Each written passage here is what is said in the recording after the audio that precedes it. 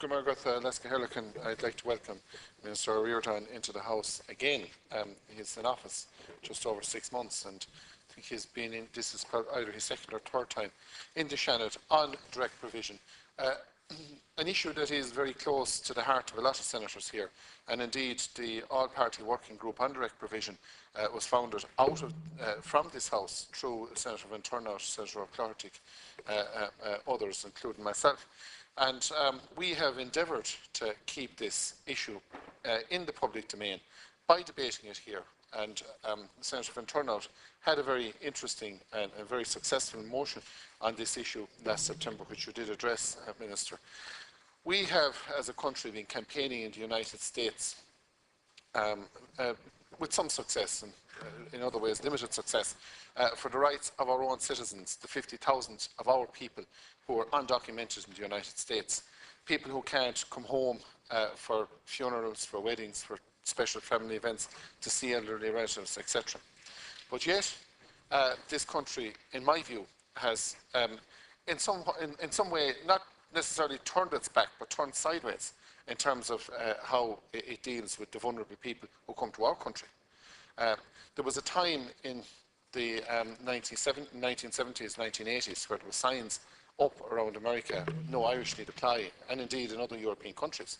But in a way, that's what we're saying to people who are living in direct provision. You know, we don't particularly want you, we're putting you in a holding cell, effectively. I have met, as a result of Senator O'Clarty, arranging visits to direct provision centres in Galway.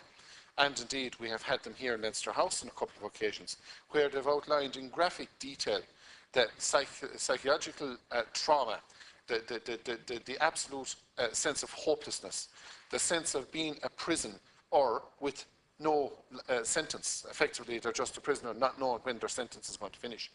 I mean, as a society, we cannot, we should not, and we, you know, as far as I'm concerned, we will not tolerate that. We need action. And in fairness, since this minister came in, and I have to say, it's only since this minister came in, we have the working group, which is not letting the dust settle under its feet. It is working.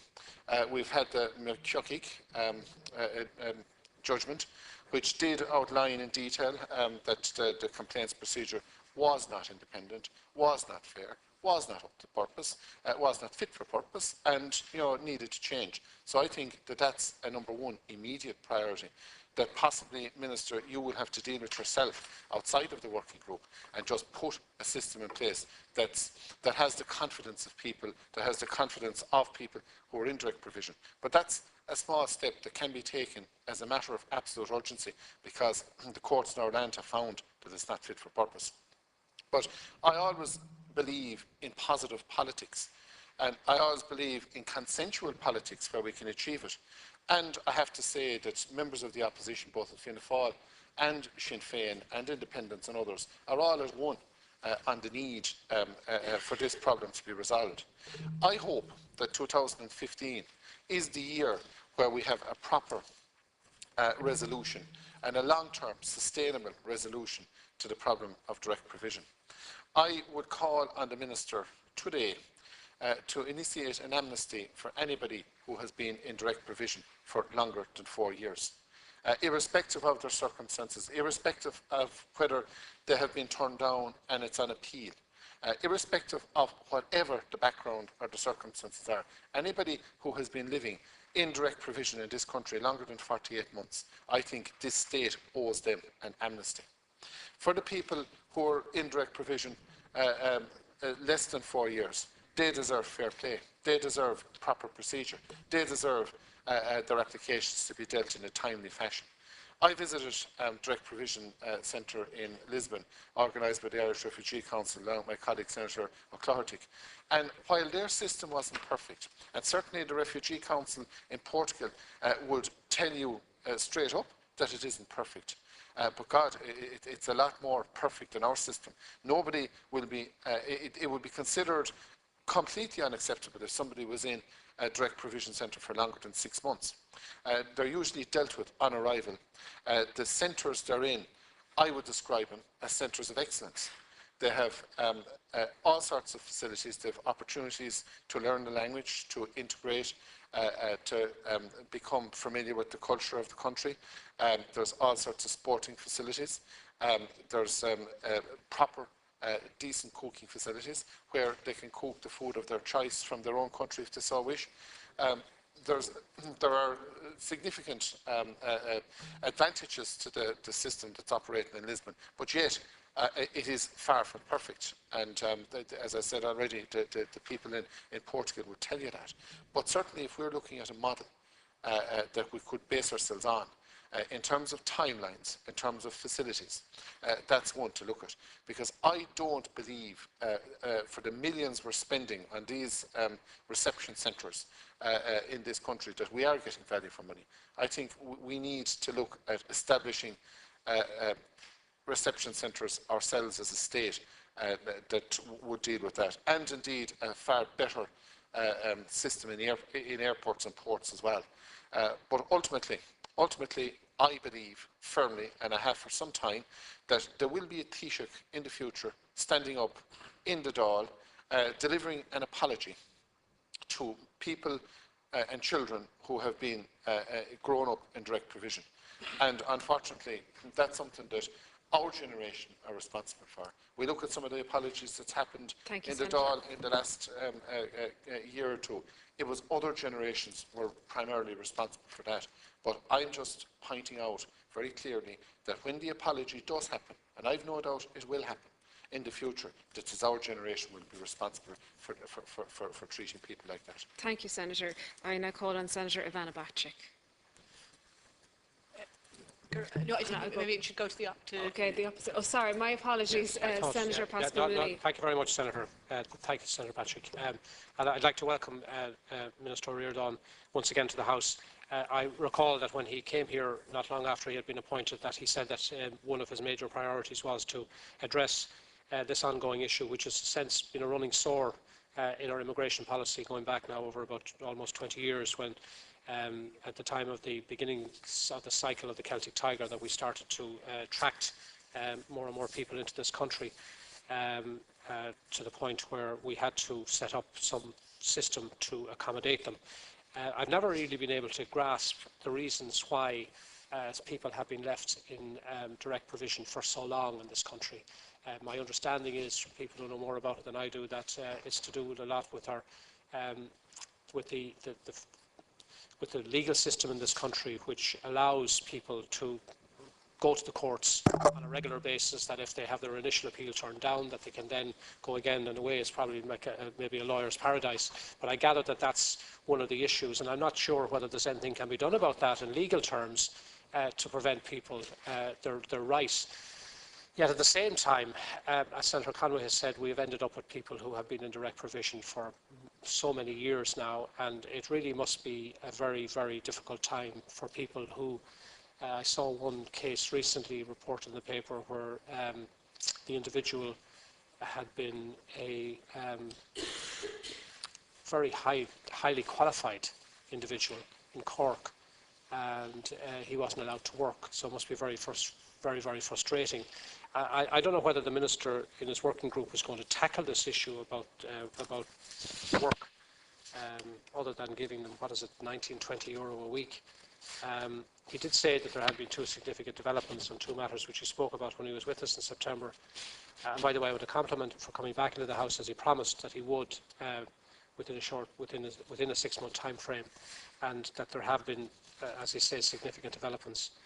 The operation of the independent working group set up last year would seem to me to be the one that the Minister is going to hang a lot of his hope on.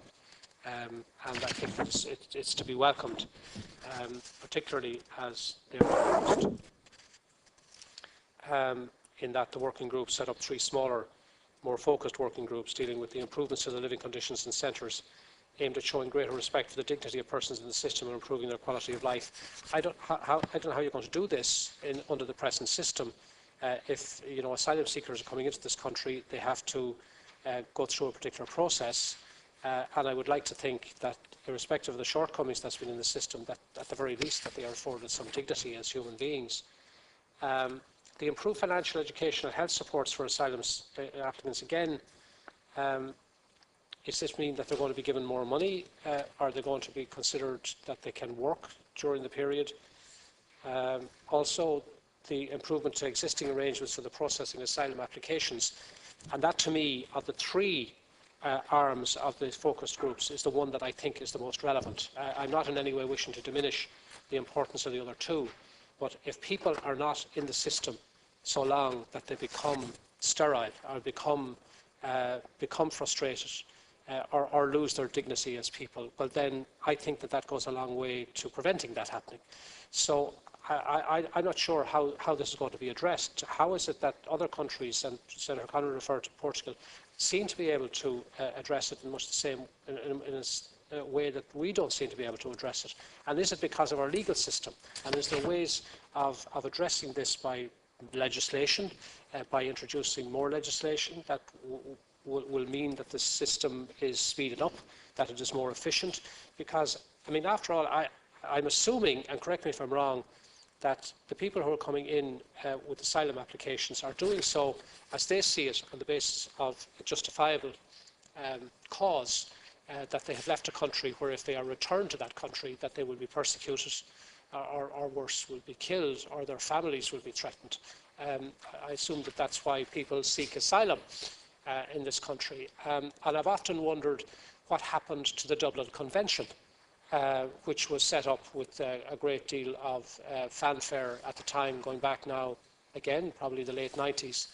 The objective being that if an asylum seeker arrived in this country, that they will be returned to the country from which they had left to get here within Europe.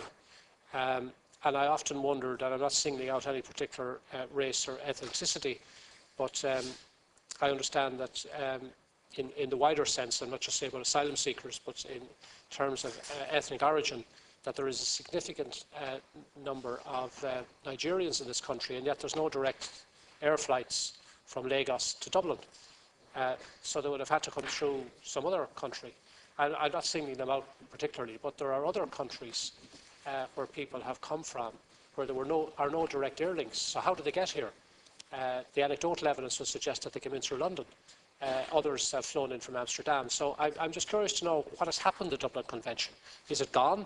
I gather it's still there, but it doesn't seem to be enforceable or has been enforced. And I think it would have gone a long way down through the years to have addressed this particular issue of asylum seekers being left in a legal limbo for more years than any of us care to want. But overall, I welcome the Minister's focus on this.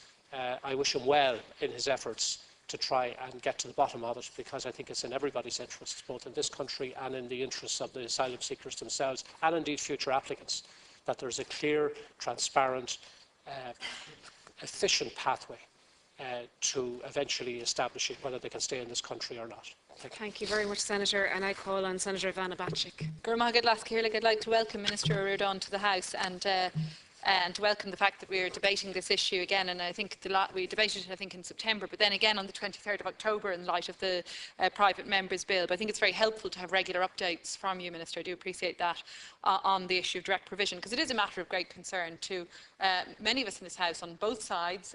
And indeed, we've worked always, I think, very constructively together to try and improve on the situation for those people who are in direct provision. There's been many criticisms of the system, and I share the critiques. It was, as we all know, introduced in November 1999 as a somewhat of a stopgap measure to ensure there wasn't a homelessness crisis for people seeking asylum. But of course, it then turned into a much more long-term entity than was originally envisaged. FLAC have described it as a flawed system. I think we all absolutely accept that. I know I was delighted, as I think we all were, to see that a commitment was made in the Statement of Government Priorities last July that this would be a priority issue to address, to ensure that asylum seekers are treated with humanity and respect, and to ensure that the direct provision system is made more respectful to the applicant and so forth. And I know it's a particular personal commitment of yours too. we also in this House in October welcomed the establishment of the working group chaired by former Judge Brian McMahon, a hugely eminent person, and indeed a wide range of NGOs and stakeholders represented on that. I very much welcome your update to us today on the process that has been ongoing, the fact in particular that the group has been engaged in ongoing direct consultative process, visiting centres, speaking directly to residents in the months since it's been established. And I note that we're hopeful that the group will report at Easter. I had understood that was a deadline. I think you've clarified that in fact there's a hope that they will report by Easter. But clearly it would be very welcome if they were to do so and if we were to see change made as a result. To speak then on the sort of changes that could be made, and I think it's very helpful again to see the work programme of the working party or working group and to see the sort of things that they have been looking at. And I suppose, they've talked, there's two overarching issues. One is the issues of conditions in the centres. I think Senator Van Turnout and others have pointed that out. And the second then is the determination process by which people's applications are processed. So to speak first on the reception conditions, and under that, the working group are talking about two themes: improvements to the direct provision system itself, that's the living conditions in the designated centres, and improved other supports as a second theme.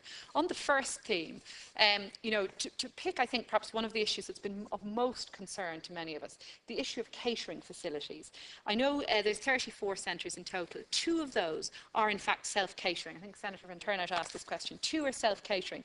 There is, questions about the economy of self-catering facilities as opposed to facilities that are catered have been asked. It seems to me from the limited figures that we have that the cost to the state was 0.48 million of the 2 commercially run self-catering centres as compared to 44 million for 25 centres that were commercially run. So, obviously it's very hard to compare like with like, there may be different sizes and so on, but it doesn't seem as if the spend on the self-catering centres was huge. And certainly the cost in terms of social cost, in terms of family life, for those families in particular who are not in self-catering facilities is a huge issue.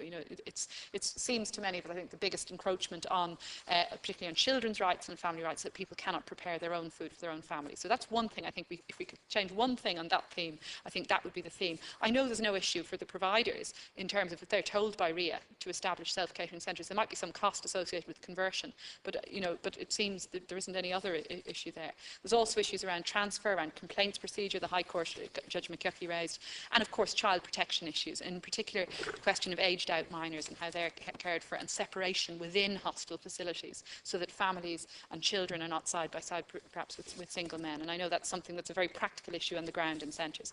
The second theme, education opportunities, clearly hugely important. Access to the labour market. I agree with the other colleagues who've pointed out, why is it a pull factor in Ireland if we allow asylum seekers access to the labour market on certain conditions when it's not a pull factor elsewhere? That's something that in all the government briefings I've never seen explained, and I would also like that explained. It seems to me we could facilitate access to the labour market, in particular for particular categories of asylum seekers who've been here for certain periods and so on. The other issue I wanted to raise here is integration. Integration with local communities. I know I visited my local centre in Hatch Hall. And we're trying to, and I know that many local community groups do have links with different direct provision centres, but it seems to me we could be doing more to encourage that. School communities, local community groups, sports groups, and so on. So we need to look at that. Finally, then, on the third theme, the issue, on the second issue, but 3 and 3, the determination process and how we fix this.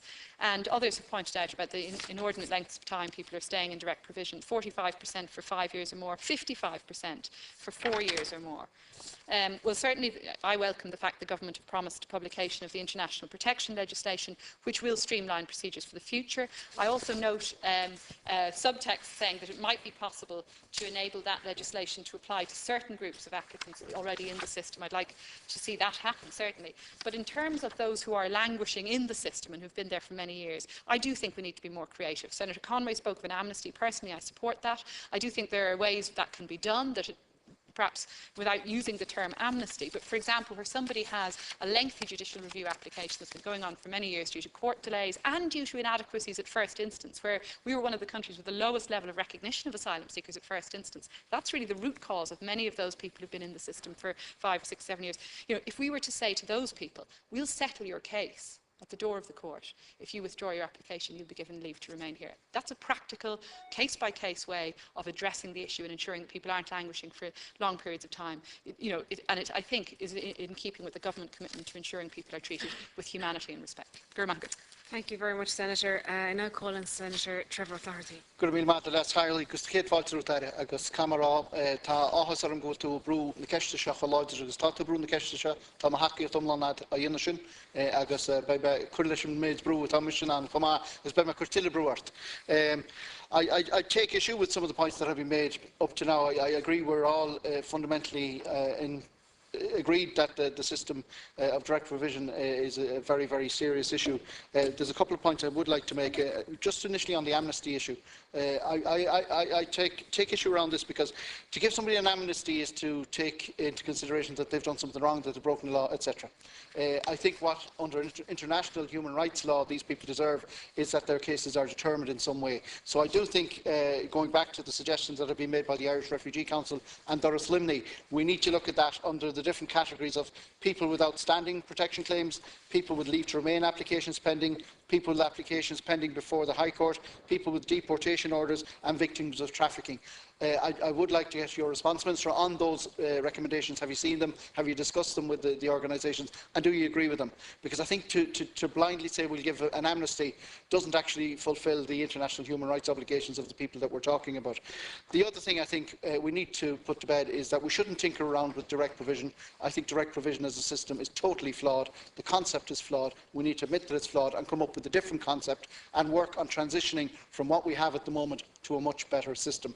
To be brutally honest, we all talk with a lot of people involved in the direct provision system. I know you do as well, Minister. They're sick to the teeth of us having debates about the issue. Every time I meet them, they're saying, you're talking about it, but what's happening? So I do believe that the working group has a very important role in the issue. But I think there are certain things, Minister, that you and your Cabinet colleagues, for example, could actually do fairly quickly, and I would be pushing that you do those. One issue I know time's going to catch me on this, so I'm going to bring up a very serious issue that has come to light again recently. Is deaths in the system, Minister, and the lack of information as to how they are being recorded by RIA. I've got statistics through a parliamentary question that my colleague Michael Kilreevy put down for me, and we've had 61 deaths since 2002 in the system. A quarter of those deaths are infants in the age 0 to 5. I'm very concerned about that, Minister, and I'm sure you are as well, because it seems inordinately high that you would have a quarter of deaths in any cohort of the population would be in that age group, and we need to ask questions as to why that is so. And I note that in an previous parliamentary question answer, Minister Alan Shatter at the time said that records are based on informal information and are not official records of death. And I know from making inquiries myself in this area that there's very little information kept. I don't think that's good enough. I think you need to go back to RIA and get an awful lot more information and put a much better process in place. And that again leads to my supporting calls by other senators here around the oversight. Sitting on the Oversight Committee, I've heard Emily O'Reilly, I've heard Peter Tyndall, I've heard Emily Logan and others say we have to have oversight of this system. People have a right to complain. They shouldn't have to complain to the people who are incarcerating them. It's absolutely unacceptable, and I think that needs to be addressed by a simple amendment bill to an Ombudsman's amendment bill to give particularly the Ombudsman for Children and the Ombudsman the right to take complaints in that system. I'm just wondering as well, I've asked Minister Fitzgerald on a number of occasions in the House here, I've abused parliamentary privilege on a number of cases because it hasn't to do with the bill that she's been here on. Does she support the statements that you've made on direct provision? She hasn't given me a direct answer on that. I'm afraid that you don't have full government backing on the issue of direct provision, Minister. I wish you did, and I wish they would act more quickly. Could you clarify for us, do you have full government support on your efforts to change this system? I note also that there's another court case pending which relates to a lady under the Protection of Life during Pregnancy Act. I'm not sure if you'd like to comment on the way that was implemented in her case because she didn't have a right to leave the country, etc. The other two areas I think that could be implemented, we don't need a working group to tell us that it's wrong, is the right to work and the right to education. These are recognised internationally. They're recognised in almost every other European state. our state should recognise them. Many people in direct provision, if you're talking to them, they liken the system to being in prison, but actually when you look at it, it's probably worse than prison. The one thing they say to me is that at least if you're in prison, you know when your sentence is going to end, and you also have educational opportunities if you're incarcerated. They don't have this. It's absolutely unacceptable in this day and age. Also, there was a promise made by Minister Jan O'Sullivan around young people in direct provision going from the Leaving Cert into third level. Could you give us an update on that? Are they going to be allowed to continue their education into third level? Some of these young people have actually been here most of their lives, and I haven't heard any statements on that in the recent past, so maybe you could clarify that. There's also issues around social welfare which could be addressed immediately. The amount of money is totally inadequate for the costs that people go through living in direct provision.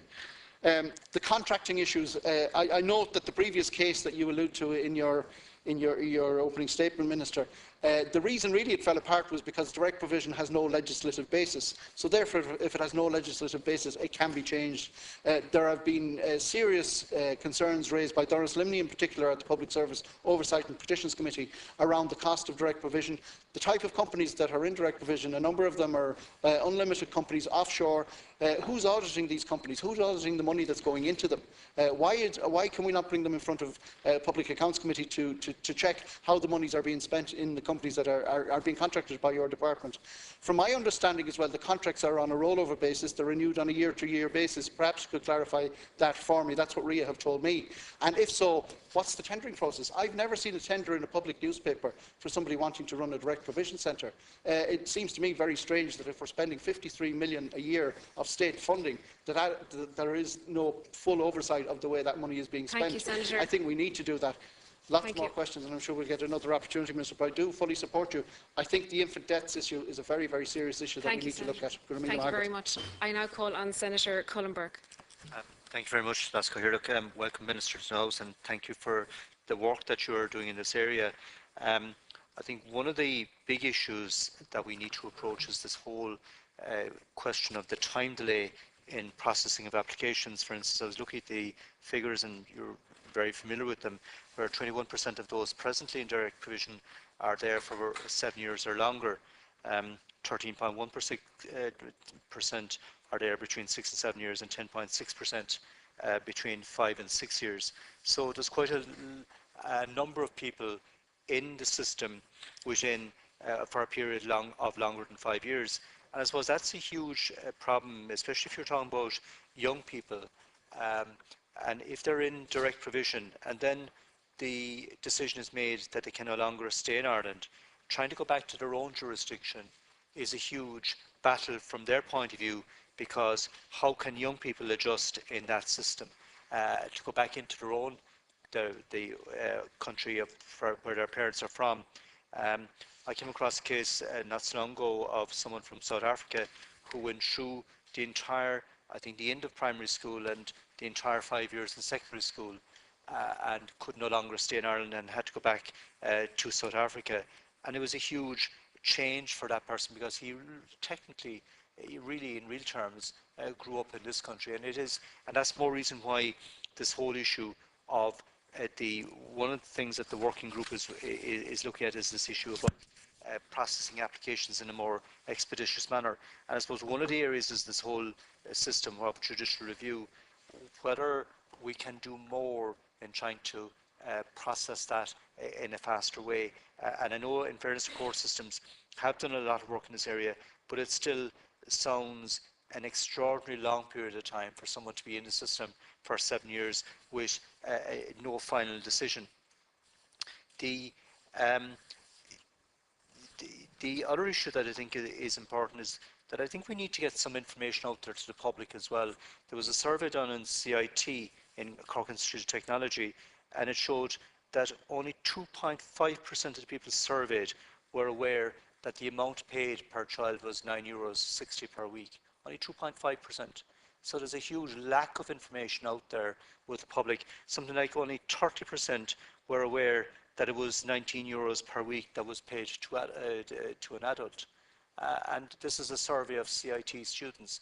And it just shows that, I suppose, we have a job to do as well. The numbers we're talking about is 4,500 people, but I do think it's important that misinformation, which I've seen from time to time being quoted in the media, in fairness, the media has been very balanced in its reporting, but I've seen some people making comments from time to time where there's a lot of incorrect information out there, and I think it's important that we do get the correct information. I know that the working group is also looking at this issue in relation to the financial support, about whether that should be reviewed, because it's in that the payments that are being made are there for a number of years now. But I do think that the important part that the working group are looking at is this whole issue in relation to expediting the procedures for dealing with applications and making sure that the final decisions are made at a far earlier date. The issue in relation to when a decision is then taken, for instance, when a decision is taken that a person can't remain here, what level of supports are we then giving to people about returning to their own country and preparing them to return to their own place if their decision here, their application here has failed? And I'm not too sure if enough is being done in that area as well, and I think it's something that should be looked at by the working group, because people have a huge fear, even though there is no evidence there that they're in danger when they return to their own country. There's a whole cultural change especially for young people, and I think it's something that we need to look at, and something certainly that needs to be taken on board as regards preparing people. I note that this year the number in 2014 that have applied for asylums for the first time is 1,456, and I'm just wondering, Minister, your own view on whether you foresee, and in particular if you look at the countries on the Mediterranean where there's a huge influx of people from non-EU countries, whether you see an increased number coming into Ireland over the next 2 to 3 years, or do you believe that it has stabilised at this stage, and is there any indications that it may change? So again, thank you, Minister, for the work that you are doing, and to wish you well for the changes that I know that once the working group come back with proposals, I know that you will be fully committed to implementing the changes that they recommend. Thank you very much. Thank you, Minister. Or thank you, Senator. And I'll call on the Minister to reply. And thanks very much to senators for their contributions. I think at a time when cynicism about politics is at its height, I think it is of great credit to this House that an issue of this nature is being raised consistently and time again, and there's a level of understanding and a level of agreement across the House on the importance of this issue, because I feel keenly as public representatives that often we have a responsibility to speak for those who cannot speak for themselves and have no political power and don't have access to mainstream media and are often are in this case very much on the edge of society, and they don't have advocates in this House. They genuinely won't get advocates anywhere. So it is absolutely vital that both houses of the Oireachtas, but it's in particular, I have to say, a credit to this House, that this issue is being raised again and again and again, and I'm quite happy to come back and give updates on where we are. I suppose when you give a statement from government or from a department, it is it's mixed with legalistic language, and it deals with issues of High Court cases and legislation, and that's to be expected. But we have to really get back to, and I know every senator here has contributed to the debate will agree with me, the human story. The human story. And I've visited direct provision centres up and down this land over the last number of months since I was given the opportunity to serve as a junior minister. I've been to ones in Waterford, in Limerick, in Sligo, in Laois, here in Dublin, the reception centre in Balseskin, and other places as well, Galway. And some of them, honestly, hand on heart, I could see myself spending some time there if I was an asylum seeker, maybe for a period of weeks. Some of them I could see myself maybe staying there for a period of months. And some of them, hand on heart, where I literally wouldn't spend the night. Honestly, would not spend the night. And I have to be honest about that. And then you meet some people, children particularly. But I met a man in a direct provision centre in Limerick, and he's quite literally broken. He is quite literally broken, and it's very difficult not to be affected by meeting somebody like that. when you meet somebody who is absolutely, completely broken. He came from a difficult, vulnerable circumstance when he arrived here, but we have, as a society and as a system and as a country, compounded his misery, and we broke him. And I don't know if he'll ever be repaired. And I feel keenly that our responsibility, not to him, but to also children who may also be broken by the situation in which they find themselves. You have children who are playing in direct provision centres in the play space, playing kitchen, who are looking for the orange dispenser in the toy because that's the only way that they know how to get orange juice, because it's never given to them by their mother. They don't know what food preparation is like. It's very, very concerning to see that we still are persisting with this love affair with incarceration.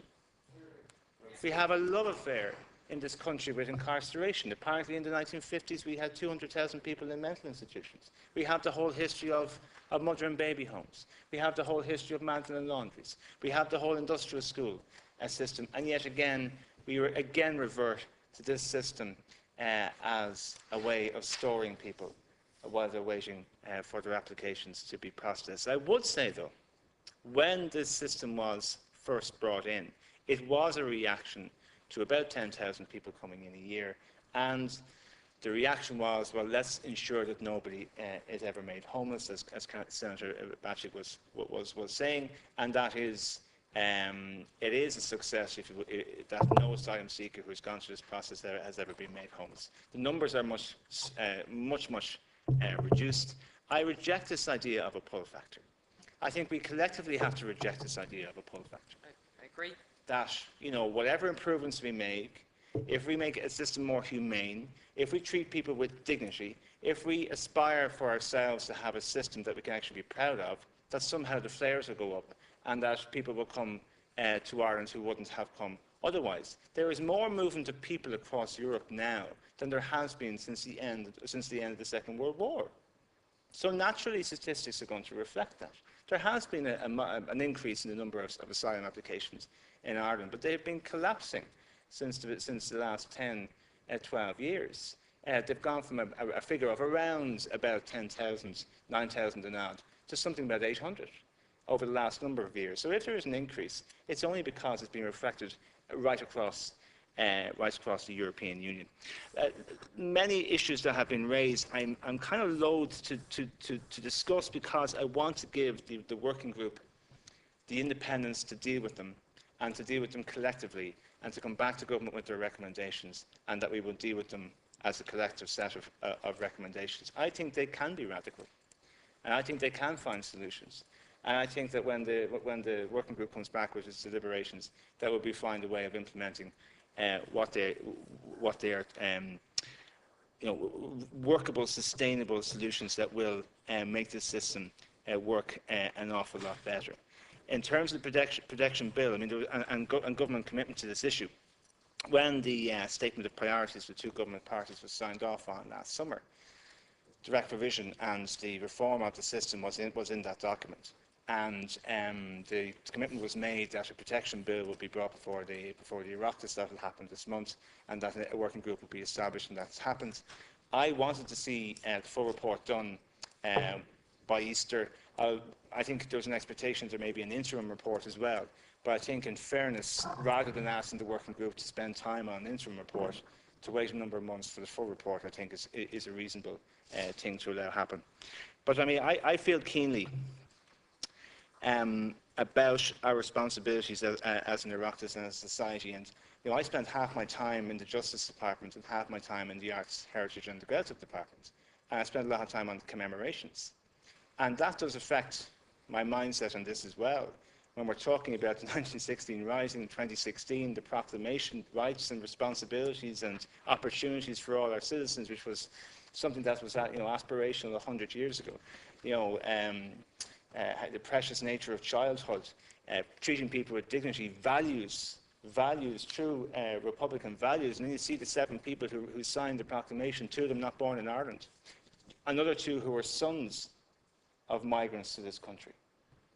And I think we have an opportunity now, through this working group and the generosity of the political system actually to break down a lot of that cynicism that people have about Irish politics, because people here in this House are consistently raising an issue that they know is wrong, and I'm not sure if their clinics are full of people necessarily bringing up this issue, or if their email accounts are full of people raising this issue, but they're raising it cross-party because they know they want to see changes, and that's, I think, when our political system works best.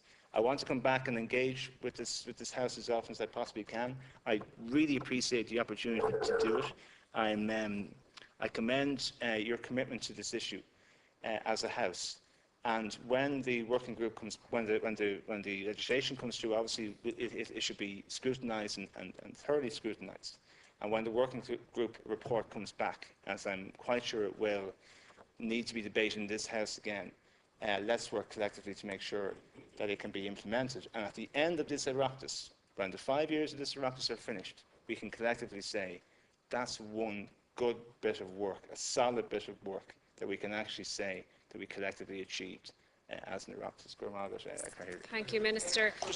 Carla, just on a point of clarification, the bill, Minister, the Protection Bill, is this the IRP bill that was stalled in 2010? Protection Bill, element of the single procedure. Okay, and that's coming through? Yeah. Okay, for Margaret, yeah. That concludes statements on direct provision. Can I ask the members to get agreement to suspend the House until 4:15 to take the Central Bank Amendment Bill 2014? I move the suspension. It's moved. Agreed. Agreed. Thank you.